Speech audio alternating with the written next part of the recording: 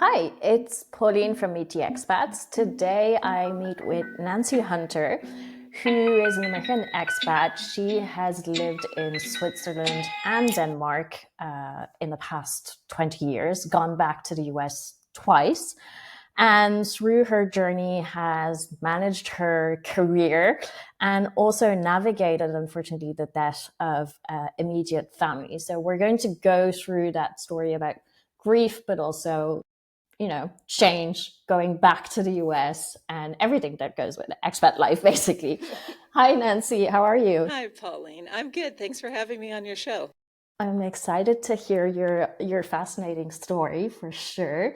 I'll let you introduce yourself briefly and then we'll go into the beginning of the journey. Yeah. So let's see. I have been kind of living the expat life on and off over the years, as you said in your introduction. And a lot of that for me was predicated on having a career in the pharma and biotech space. So I have to give a lot of credit to those companies for allowing me the chance to live and work abroad. It Great certainly made it international easier. companies. Yeah, exactly. Big international companies. It makes the paperwork easier, right? The HR departments are quite helpful. For sure. So that's kind of how my whole journey got started. And it's been good. I mean, I love living the expat life. I think I'll probably always go back and forth over the pond somehow. It just seems Mm, to fit. So, yeah. okay. And so, was this something you always wanted at some point to move abroad, or did it just come up through your job and through the companies you were at? Yeah, I think good question. I've reflected on this a lot because other people have asked, and I think probably what started it for me. So I may have mentioned that when we were chatting earlier on email, that my mom had cancer when I was a kid. So I was about 6 months old, and she was in the Mayo Clinic in Rochester, Minnesota. And so I spent a lot Okay. of time as a kid going to the Mayo Clinic with her, visiting Mm, oncologists. And at that time in the U.S., many of the sheikhs were coming in with their flowing robes. So we had a mm. lot of like Arabics, coming Oh, in, wow. uh, travelers, and this was in Minnesota. So you could imagine, Pauline, how like these A small shock. kids, yeah, like coming from the West or the Midwest, and all of a sudden you're seeing all these exotic, wonderful looking people just going, wow, what is this? And they had a lot of folks from Europe, but I just really remember early memories of watching people from the Middle East come through for treatment. And I thought, this is so cool. Like, I like this environment. I like being with people from all around the world. They had translators with them, right? So I was hearing this. And I think somehow that embedded really deeply in me. And my parents also helped to stoke some of that. So we had Crow Native American kids as foster kids in my family. So that's also like an intercultural way that we were integrating and they were integrating with us when I was growing up. Um, Also, I had a brother who was adopted. So I think I've just been in these very different kinds of cultural and Very mixed yeah, family in the end, very with lots of mixed. pieces coming Yeah. coming together. Wow. Yeah, which you wouldn't expect in the middle of Montana, like a very, I don't know. traditionally like boring white kind of part of the country, right? But all of a sudden I started having all these fun cultural experiences. And so when I was, working my way through college, thinking about what I want to do, I really knew I wanted to live and work internationally. That was something Hey. that struck a chord. And so I focused my MBA at Pepperdine on global business, which then allowed me to do a little bit of coursework at Oxford in the UK, which was great. We went on a seminar in China, all through China and into Tibet even. So that was great Wow. because I had not had Asian experience before. I'd been to Europe, but certainly not Asia. So I just really continued to be drawn to sort of opening up my eyes and opening up where I could be in the world and how I could contribute. So that's how it got Yeah. started. Yeah. All right. So yeah, it started quite deeply early on, I for think sure. so. I think so. I didn't necessarily have a normal childhood, and I think that was all right. It was a different way to be, and certainly I was having different experiences than my But friends were I guess having. that sort of shapes So, also that mindset to go abroad and do yeah, something different. And once you arrive it's fine, you know? I'm just Totally. ready for it. Yeah. Yeah, and I think like you Interesting. know well too that if you're kind of choosing that expat life, you really rely on yourself a lot, and you know Yeah, that but I think you you can. discover it once you're there. Exactly, right. Like if you didn't before, you know it now. You know you can do it now. Yeah, exactly. But I do think some of that independence and the self reliance piece is really a good underpinning. And I had that early on just because of my family situation and what was happening. So I think that also set me up for success, to be honest. So yeah. Let's fast forward then. You're working in these large pharma medical brands. How does your first like big move come up and Oh, how do well, you navigate it? yeah, that's a good question. So I owe a lot to Bob Azelby at Amgen for allowing me the chance to really move abroad and move my career in another direction. So I had a lot of support from my senior management team Oh, at wow. Amgen to go to Zug. So at the time, I would be living in Zurich, Switzerland, but working in Zug. Um, Okay. and yeah, there were two job opportunities that came up, and I was talking to the management teams over there, and we decided on a fit, and that's why I made the move. So yeah, again, I can't stress enough how my opportunities have really been shaped by what these The work. corporations have allowed me to do. Yeah, Yeah. exactly. But I mean, it's great when they're there and you can actually see It's them. It's totally, fantastic. it's totally great. And again, like kind of still pulling on that thread a little bit, there were other expats there like me. So all of a sudden you start having really interesting friends, right? Italian Mm. friends, French friends, Swiss friends, everybody kind of coming together, and people who have lived and worked abroad before. And who are either raising all these, multicultural families or families who Mm. speak multiple languages. It just really enriches your life. And I think that's Yeah. what I was drawn to. And that's why I stayed so long. I was in Switzerland for about 6 years. Okay. Um, Yeah. It's a yeah, so pretty long time. pretty long And time. as you live in a country for a long time, you definitely start really changing at a core level. And Mm. I remember coming back to the US and going to Costco, those big bulk The big stores. well. Yeah, Yeah. because I know you have them in France. And I was overwhelmed. I literally wanted just to Ah, sit yeah. down because the Migros and the Coop grocery store, there was nothing They're that tiny in Switzerland. totally Like tiny. Yeah. it's like in Paris. It's like the city stop shops It, basically. totally. And then all of a sudden you have like these massive warehouses. And I remember feeling overwhelmed. And I thought, oh my God, this is interesting. This is definitely reverse culture shock. And I had to turn around to go out to the car because I was like, I just need a minute. Wow, And then, I need a yeah, I need to minute. decompress because it was like overwhelming. And which is strange as an American because obviously Mm. I had done that a lot before and it didn't Yeah. phase me. But after so many years, you really do become rewired, maybe is a good way to say it. So, yeah, interesting. Yeah, definitely. That's funny to see how much, yeah, that just that small little thing that you were so used to just becomes impossible coming Yeah, coming back coming after. back. Well, I think when we talk about reverse culture shock, sometimes we just think of, oh, just general feeling of not feeling in place. But we never really pinpoint those tiny things that are just so complicated after a few years. yeah, and you'll appreciate this one. So, I also had a time, excuse me, I had a time when I was at the airport. And, in Europe, really, when you're standing in line at the airport, nobody talks to anybody, right? We're Yeah. quiet. There's not music playing. Everybody's keeping their voice low, right? You're just kind of existing. But in America, people talk to you when you're standing in line at the airport, right? Or waiting to Yeah. go to the Where are you ticket going? counter. Where are you coming Yeah, from? exactly. And coming back again from Switzerland, I was like, oh my God, this feels so invasive. Like, who are these people? Why are they asking me questions? And then I'm like, okay, kind of, you got to flip into your American side. Flip back. Yeah, and flip back, right? You have to Yeah. adjust. Exactly. All right. Coming back to Switzerland more specifically, so I know in the back and forth of emails you mentioned a little bit that cultural difference in terms of work. You were moving with work, so you were in the same company, but how did you adapt and just sort of intake this new environment of work specifically? Yeah, two things to that. One, I was lucky enough to have what I'd call like a cultural attaché assigned to me. So I had a few, Wow. I know, which is again, that's the plus of a corporation, at A least at the large, time. I don't yeah. think many corporations are doing what they did. It's the first time Um, I hear about it. oh, okay, cool. All right. So then this Yeah. is good to know. So when I moved in 2014, pharma companies, at least back then, were still giving kind of these more complete packages where they really wanted you to be successful when you move to a new Mm. country, right? Because I'm a reflection of them. They want me to have a good experience. And Yeah, you're an ambassador. obviously, yeah, Yeah. they want me to have a high quality work output, right?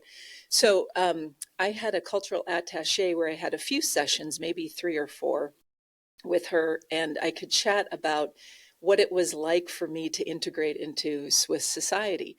So she Okay. was sort of a safe zone where she wasn't attached to the company and she Okay, wasn't so she was a friend. external. Yeah, so she was external, which was good. So you could say whatever it was you needed to say.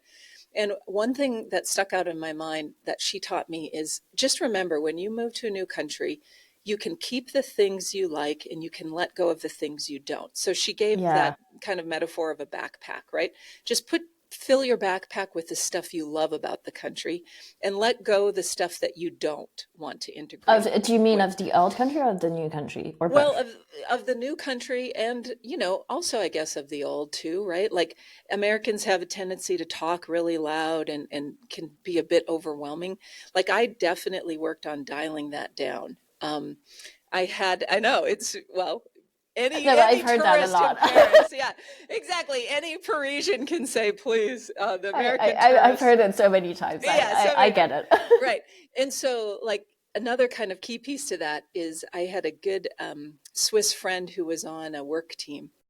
And she said, one day she pulled me aside and she said, hey, listen, you're way too positive. Like, this is coming off kind of like saccharine sweet. We can't really buy this over here. And I was thinking, oh my God, I'm just kind of enthusiastic, right? Like, we're trying to launch this drug. There's a lot of good energy. We have to do a lot of work all the time. And she's like, you might just want to like dial it back a little. And I tell you, that was great advice. And so I I worked on that, Yeah, I mean, I you know? completely get it, and I do feel the same way at the same time. And in a way, I also try to see both sides, and sometimes wonder, but can we not let people just be themselves? Selves. Yeah. And that's what I find very hard is where is that limit of how much of yourself can you actually be Right. um, in Yeah. this environment? I think you bring up a good question, and I think some of it is, if you're going to be an expat and you want to be successful at it, you have to Yeah. be okay You at have to play along with the game. you have But to in play the any game company, it's a little bit like that. If you have to play along with the game of totally. politics or whatever it is. Yeah, and I think you have to be willing to pull pieces out of yourself and look at them, which you Yeah. don't do when you're living in your home culture, right? No. Yeah, because you're the norm of. Because yeah, exactly, you're kind of surrounded by what you know, and so she gave me really, really great advice, and so I was able to kind of step outside of myself and start looking at my behaviors and adjusting them. And honestly, she was right. It did make a difference because we had So a you felt very, that the relationships shifted also. exactly, because I think once you're willing to change and show that you like being in the country, you want to work with the team, you're happy to adjust, then also the people feel like, okay, well, she's We taking can this work. Yeah, seriously. we Yeah. can work together. And we can work together. So I just remember that it was a watershed moment, and I owe her a lot for that comment. Yeah, but Yeah. I mean, it's amazing how much the effort they actually put into the expats move, and it's great because I Yes. mean, it definitely makes it much more successful. The fact that there's entire support and it's just not financial, it's also really the mental health and the whole Yeah. adjustment of life. And I think that's really, really important. Even if people don't move with a corporation, right? If you could find a local who maybe has lived and worked Yeah. in other countries, just to have someone as a touchstone to Mm, say, hey, is this normal? I'm feeling this. How is that? How could you see it? Am I yeah. overreacting, underreacting? It's just good to, have people to bounce things off of. So Yeah, definitely. that was a good part of that move for sure. Okay. Let's move on to the bit more touchy topic about the grief piece. I know when we move abroad, we miss things. You're far Yeah. from family, and yeah, unfortunately, things happen. You don't always make it back on time. Can you talk us through a little bit that piece and how you were able to manage it? Also, Yeah. I think that's, as you know, right? Because you're living the life too. That is one of the hardest pieces with being an expat is that you miss big milestones with your yeah, families and your extended families. And you sort of become like, a little planet that orbits on the outside sometime of mm, that family, core family stuff. So in my case, I was in Switzerland for about 6 years. And then when COVID hit, I had the opportunity with the company I was working for at the time to either take a job in Boston or take just a package, right? Because they were starting to reorg, et cetera. So I decided to take the package, and I really did it based on a big gut feeling that I had that something was not going to be right in my family. And when I talk no, about my family, it was my mom and dad, and then I have a brother who had Asperger's, rheumatoid arthritis, a lot of health complications. So he lovely, but he had so many challenges, right, that he was dealing with. So I went with my gut feeling and I said, okay, I'll take the package. I ended up moving back to the US, and then probably a week later, not thanks to me, by the way, thanks to my brother, who had came over for birthday cake. It was my birthday, and he was asymptomatic with COVID, and then gave my mom, dad, and I COVID. And none of mm, us knew that because he wasn't yeah, expressing any he didn't symptoms, and have he didn't. symptoms. Exactly. So it's not like obviously his fault. It was just Yeah, no, of course. And unfortunate. I mean, everyone Yeah, can get, you everyone don't can always do know. that. It And, was and hard for this was, everyone. yeah, totally. And, this was before the vaccines had come out, right? So I think this was maybe 2020 in that time period, or 2019.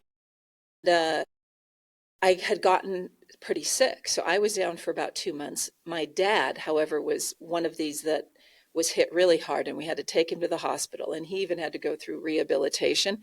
And my mom had gotten it, but she bounced back quicker than anyone. So that whole COVID kind of piece kicked off some downstream effects in my family.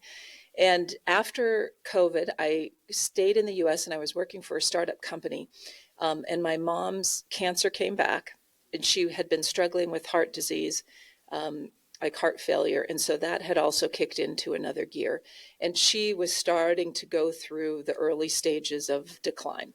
So, yeah, and it was as sad as that is to go through. I was so grateful that I had the opportunity to be back in the US at To that be time. there and Yeah, because honestly, it is, you probably know, or if you have friends who have parents who are aging, there's a lot of guilt sometimes that comes along with being an expat and living and working outside, being 3,000 miles away. And so I had time to be with my mom, probably about a good year and a half before she had really, really, really gotten to. kind. Yeah, exactly. And then I ended up moving over to Denmark. And 2 weeks after I had moved to Copenhagen, my mom passed away. And yeah, that was an interesting story too. I'd gotten a phone call from my best friend's mom, who was kind of my second mother. When my mom was going through cancer Mm, treatments, I would stay with my best friend Wendy her, and her yeah, mom. And my friend's mom, Renee, called me on FaceTime. And she usually, doesn't like use video FaceTime. or whatever. Yeah.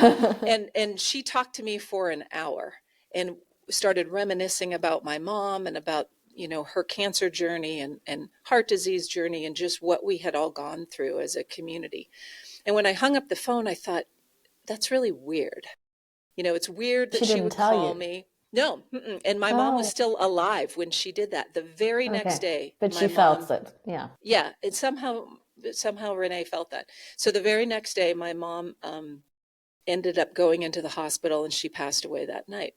And so it was such a strange combination of being connected when I was sitting in my temporary apartment in Copenhagen and having this really long phone call with like my second mom, and then my my mother passed away the very next day. So I had to fly immediately back to Montana, do all of the, funeral preparations. There's a lot of paperwork that comes with death, it's kind of overwhelming. And then you're grieving and trying to do everything. And so um, I've been fortunate from the standpoint that I've been given kind of these moments of break in my career where I was able to choose what I wanted to be doing next, and that sort of helped buffer it. But I have good friends in Denmark who are trying to manage their aging parents, from miles away, and it is overwhelming. And you Yeah. don't ever feel like you're doing You're a good not job, and you wish, not in that you could control be of there. a lot, Yeah, unfortunately, and when you're that a far. hundred. Yeah, exactly. And you sometimes feel selfish, right? Like it's like, okay, I'm choosing to live this life where I'm in another country. But also you can't stop what's happening Well, anyway. yeah, I think there's that So, piece of you can't stop your life either, and at the same time, there's also that I think there's a piece where the parents don't share that much over the phone. It's yeah, the conversations that you have, as they're not as frequent with, especially with time zone changes. It just totally. makes it so complicated that you're not on the phone every day, and so it's more about catching up on the big information than actually going deep into like the day to day and getting to that point where they feel free to share what's actually going on. And I think they're also scared to put that stress on you, and probably don't overshare what's going on either, Yeah, unfortunately. I think you're absolutely right. I mean, I think most parents want their children, like I'm sure your parents think you're doing wonderful things, and you are, right? And it's exciting to watch you succeed. And you're right, you don't want to feel like a burden, but also it's hard to manage an aging parent if you don't know the Mm. truth. Yeah. So what I started doing, which I'm sure many of your listeners do, in my situation as well, is talk to the neighbors a lot, right? We had very Yeah. good Find neighbors. that person of trust that's Totally. gonna, And say, okay, what's really going on? Did you stop over yeah. the other day? How is she looking? How is he feeling, etc. So, Yeah, yeah. yeah. No, I actually see that with my grandmother, where she's lucky enough to have these very close neighbors that we've known for forever, because my parents live 800 kilometers away from her. So no one's close to interfere if something happens, but there is that trust relationship with neighbors indeed, or a close family that might be around, who has that external eye on a day to Yeah. day, definitely. And it takes a village, right? It does Mm. really, you really do need additional people to help if you're going to live abroad successfully. So, yeah, so that's been an interesting piece. And then my brother passed away in January of this year, and that was I'm sorry. very unexpected. So I was lucky enough to see him over the Christmas holiday. Had gone back to Copenhagen. I think I was, back in the city 3 weeks, and I got a random phone call from my dad. I'm going down to meet the coroner. Your brother has passed away, and it was just sudden, very sudden. So, yeah, sudden death due to complications from uncontrolled diabetes, I think is eventually what the coroner landed on. But it that one took me by surprise because I thought I was probably going to need to move back to the US at some point and help support my brother just because he had so many health challenges, and I was prepared to do that, right? That was always in the back of my mind, which was part of why I think I liked living the expat life. I knew Yeah, I because needed now is to. the time where you get to Exact. focus on yourself also. So Totally. you, Yeah. And so, you're having a great career, you're doing things, you're trying to make money, because I was always thinking in the back of my mind, I've got a brother I need to support. So there's two of us I need to care for. Um, and so, yeah, his death has really thrown me. So now it's just my dad and I, and I made the choice to move back to where my dad is in Montana. So I'm now a lot closer to him. Um, and I think that's the right thing. But yeah, I think death and unpredictability of life really throws a wrench into, yeah. I mean, I think even if you're not an expat, it's definitely going to shift totally. something. Of you have that realization that people are going to leave at some point, so I have to be there. But with that, when you're that far, you start counting like how many times are you going to see them, Right. and just Yep. making that choice at some point of, well, I think now is the time, and maybe later I'll go back out, or Yeah, exactly. And it's not like death is predictable, right? No, So of I course, think too unfortunately, the yeah. yeah, I know. I think it's also important too, and your listeners know this quite well. It's expensive when you're an expat, right? You're always when you're flying back and you're doing everything and absorbing all the cost. So I ended up flying back, quite a bit with all the challenges going on. And after a while, you just kind of go, "Gosh, is this worth it, or should I like live around the corner?" Because Yeah, you true. know Yeah, it does add up from time and yeah, yeah. cost, et cetera, too. So And yeah, just the stress, yeah, the emotional piece, of course, of having that fear, being that far away, not being there, can overtake in some cases, I guess. exactly. And you also feel, I think, frustrated because you can't physically be there to do things, Mm. you know. And there's like I have a friend who's got an app, Avonlea Cares, and so she's created this app to help people with their aging parents get medication or groceries sent, to their door. Which is nice because you can try to manage things remotely, but Yeah. sometimes you do end up being in situations where you're like, physically, I need to be there. And that can be frustrating when you're an expat because it's sometimes hard to get there. So, yeah. Yeah. I know. Kind of. That's sort of a heavy topic, right? Like to Yeah, have, but I think it's but important to actually cover it. I don't think grief is something we actually covered, or just the loss of a close one when you're abroad. Um, yeah, we haven't had it come up necessarily during interviews, and it does happen. And a lot of people will say at some point, well, I see my parents aging. I want to be close to them. I want to help, and I just want to spend that time. So I get it. I was ready to come back also because I felt okay. Weren't right at that stage, but when I came back, I saw sort of a difference of before I had left. Of okay, yeah, I'm happy yeah, I'm back actually. right. To be there and see them more often than I would It's before. You're totally right because you do see your parents or your grandparents like age sort of exponentially because you don't see them on a Yeah, daily basis. So I do think sometimes, it is helpful to have an outside view like we do as an expat, because you can say, oh gosh, okay, they've really because I think there's shifted, also or that I can bubble when see you the go back just decline, for a week. you know? It's Yeah. Hmm. absolutely, yeah. You see them just for a week. It's very short. They put on their show. They're excited to see you, and if you stay longer, you sort Right. of see the day to day kick in again, and how well they can be very tired once they've hosted the whole family after Christmas or whatever. It's intense. So, and usually you just left after Christmas, so you don't see that tired piece after. Totally. And the longer you're around your parents or your grandparents, the more they keep talking. And then Mm. eventually stuff comes Then out. you get So the info. exactly. So you need to hang in there for a while. You're right. That's how it worked for me anyway. Yeah. Yeah, I So imagine. this Like, okay. Well, thank you so much. conversation. Well, thank you so much for sharing, for being vulnerable, definitely. And yeah, just full story as it is.